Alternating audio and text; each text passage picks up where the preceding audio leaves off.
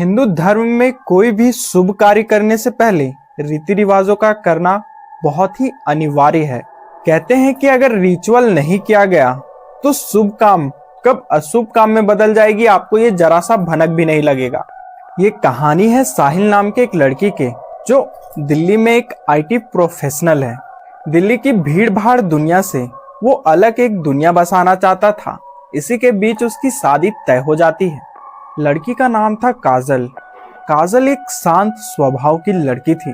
ये शादी तो अरेंज मैरिज थी, लेकिन पहली मुलाकात होने के बाद ऐसा लगता था कि ये दोनों एक दूसरे के लिए ही बने हों। इन दोनों के बीच प्यार भी बहुत ज्यादा था। दोनों के परिवार वाले बहुत ज्यादा ही खुश थे। उनकी शादी की तारीख भी फिक्स हो जाती है। जैसे जैसे तारीख नजदीक आती है, सारे परिवार के लोग बहुत ज्यादा ही खुश हो रहे थे। शादी से पहले एक रिचुअल होता है, कुंडली मिलन।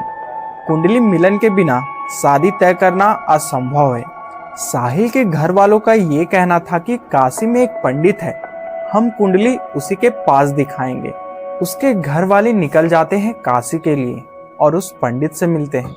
वो पंडित कुंडली पढ़ता है उनका। जब पंडित जी उन दोनों की कुंडली को पढ़ रहे थे तो उनके धीरे धीरे चेहरे का रंग बदल रहा था। पंडित जी ने देखा इन दोनों की कुंडली में एक बहुत बड़ा ही दोष है, जिसे अनदेखा नहीं किया जा सकता। पंडित जी ने बताया, शादी होने के बाद इन दोनों में से कोई मर जाएगा। ज्यादातर चांस है कि लड़का ही मर जाएगा। साहिल के घर वाले ये सब सुनकर बहुत ज्यादा ही परेशान थे, क्योंकि इतनी मुश्किल से उन्हें एक अच्छी लड़की मिली थी और अब इतना बड़ा दिक्कत उनके सामने आ गया था। लेकिन साहिल इन चीजों पे बिल्कुल भी विश्वास नहीं करता था। साहिल ने अपने घर वालों से कहा, मैं तो शादी करूंगा, पंडित जी को जाने दो। साहिल के घर वाले पूरे तरीके से डर जाते हैं और बहुत परेशान हो जाते हैं, लेकिन साहिल अपने घर वाले को किसी ना किसी तरीके से मना लेता है। साहिल के घर वाले पंडित से पूछते हैं, बाबा इसका कोई उपाय तो होगा ना? तो वो बताते हैं कि साहिल की पहली शादी एक पेड़ से करानी पड़ेगी, उसके बाद आप इसकी दूसरी शादी आराम से करा सकते हैं। साहिल को ये सारी बातें सुनकर अटपटी लग रही थी, लेकिन साहिल ने अपने घर वालों की तरफ देखा और कहा, मैं शादी कर लूंगा, क्योंकि मैं काजल के लिए कुछ भी कर सकता हूँ। साहिल और उसके परिवार दोनों ही बहुत ज्यादा खुश थे। शादी के लिए जिस पेड़ का चयन हुआ था वो कोई आम पेड़ नहीं था। यहाँ से इनकी जिंदगी पूरी तरीके से बदलने वाली थी।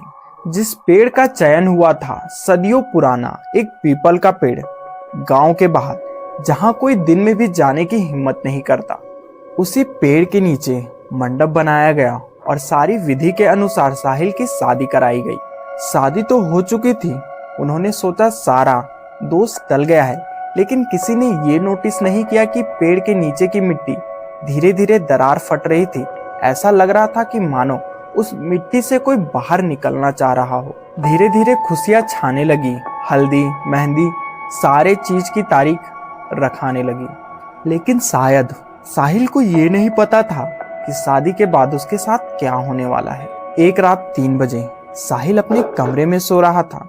तभी उसे ऐसा लगा कि उसके बेड के ऊपर कोई घसीट कर आ रहा है। उसकी आंख खुली तो उसने देखा कि उसके सर के ऊपर एक काला साया, लंबे बाल और लाल आंखों वाला कोई औरत है।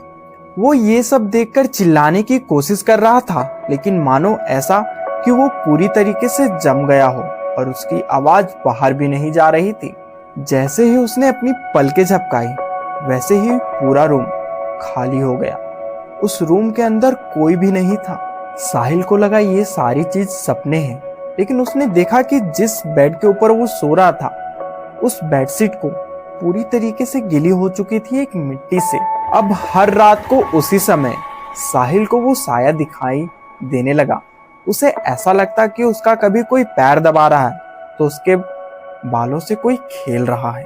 साहिल ने ये सारी बातें अपने घर वालों को बताई तो उनके घर वालों ने ये कहा कि शायद शादी का थकान है, इसलिए तुम्हें ऐसा लग रहा है, और बात को टाल दिया। एक रात साहिल जब काजल से बात कर रहा था तो उसके कानों के बगल से एक गुस्सैल आवाज आई, लेकिन ये आवाज साहिल को नहीं बल्कि काजल को सुनाई दी।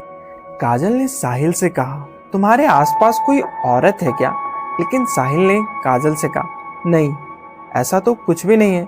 तो काजल ने अपने मन में कहा, शायद भ्रम हो रहा हो या शादी का टाइम है, आसपास पड़ोसन आवाज कर रहे हो। अगली सुबह हल्दी का फंक्शन था। पूरे परिवार वाले एक पूजा में बैठे हुए थे और उस पूजा के आगे में साहिल बैठा हुआ था। पंडित जी ने साहिल से पूछा, कन्या का नाम बताइए। साहिल ने कन्या का नाम मेघा बताया। तभी उसकी माँ ने कहा, तू इतनी जल्दी नाम भूल गया, उसका नाम काजल है। लेकिन साहिल ने कहा, नहीं, उसका नाम मेघा है। उसकी माँ, क्या पागलों जैसी हरकत कर रहा है? पंडित जी, आप काजल के नाम से पूजा करवाइए। पंडित जी जब काजल के नाम से पूजा करवाने लगे तो पास में पड़े एक थाल पे हल्दी रखी हुई थी। उस हल्दी को उठाकर साहिल ने सीधा पंडित के ऊपर फेंक दिया और वहां से उठकर चला गया और पूरे दिन एक कमरे के अंदर बंद रहा। उसी रात साहिल अपने कमरे के अंदर आईने के सामने अपने बालों को संवार रहा था। तभी उसकी छोटी बहन उसके लिए खाना लेकर आई और उससे पूछी, भैया ये आप क्या कर रहे हो? तो उसने बताया। तो उसने लड़की की आवाज में कहा, ये हल्दी मुझे लगनी चाहिए, ना कि उस काजल को। उसकी छोटी बहन वहां से चली जाती है डरकर। लेकिन उसी रात को जब घर के सारे परिवार सो जाते हैं तो उसकी माँ को एक आवाज आता है।